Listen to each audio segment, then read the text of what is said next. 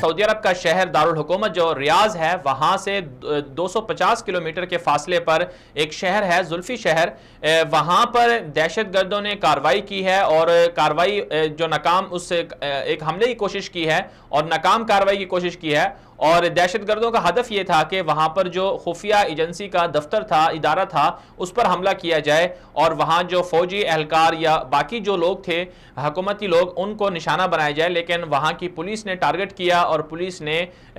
واقعے کو ناکام بنایا اور دہشت گردی کے حملے کو ناکام بنایا۔ اور ابھی جو تازہ اطلاعات ہیں ذرائع یہ بتا رہے ہیں کہ حکومت نے ایکشن لیا ہوا ہے اور تقریباً 10 سے 13 لوگ جو ہیں مزید ان کے جو لوگ تھے وہ گرفتار کر لیے گئے ہیں۔ اس سے پہلے بھی سعودی عرب کے اندر مختلف چوکیوں پر اور پولیس پر حملے ہوتے رہے ہیں، اور اس کے پیچھے جو لوگ ہیں جو سوچ پائی جاتی ہے اسے سعودی میڈیا، سعودی ذرائع، سعودی حکومتی ذرائع یہ کہہ رہے ہیں کہ وہ داعشی سوچ ہے، اور ایک شدت پسند جو لوگ ہیں وہ یہ سمجھتے ہیں کہ حکومت کے خلاف آپریشن کیا جائے، امن و امان کی صورتحال کو خراب کیا جائے۔ تو سعودی عرب کی حکومت نے ساتھ میں یہ بھی کہا ہے، جو ذرائع سے بات معلومات آئی ہیں سعودی میڈیا کے مطابق، کہ اس میں بیرونی جو ہاتھ ہے وہ بھی ملوث ہے۔ بالخصوص انہوں نے ایران کی طرف اشارہ کیا اور حوثی باغی جو جس طرح سے سعودی عرب کے اوپر حملے کرتے ہیں ان کے خلاف بھی انہوں نے کہا کہ یہ لوگ ہیں اصل میں کہ ایسے لوگوں کو بھڑکاتے ہیں اور پھر ان کے ذریعے سے سعودی عرب کے امن و امان کو خراب کرنے کی کوشش کرتے ہیں۔ لیکن سعودی حکومت نے کہا کہ ہم امن و امان پر کوئی سمجھوتا نہیں کریں گے، اور کوئی بھی اس قسم کا لوگ ہوگا چاہے وہ سعودی شہری ہو۔ ابھی جو 4 لوگ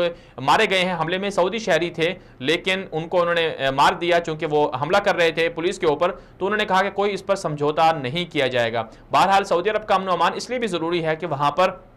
حرمین شریفین موجود ہے۔ سعودی عرب کی بدامنی کا مطلب یہ ہوگا کہ حرمین شریفین کے جو سلامتی ہے، تحفظ ہے، اس کو خطرات لاحق ہو سکتے ہیں۔ اس لیے سعودی عرب کی حکومت کو بھی چاہیے کہ وہ اپنے ملک کے اندر امن و امان کی صورتحال کو مزید بہتر کرے، اور ساتھ ساتھ میں جو باقی ممالک ہیں جو بالخصوص جو تخریب کاری کرنا چاہتے ہیں ان کو بھی باز آ جانا چاہیے، اور پاکستان تو ہمیشہ سے سعودی عرب کا دفاع کے لیے اپنا کردار ادا کرتا رہا ہے۔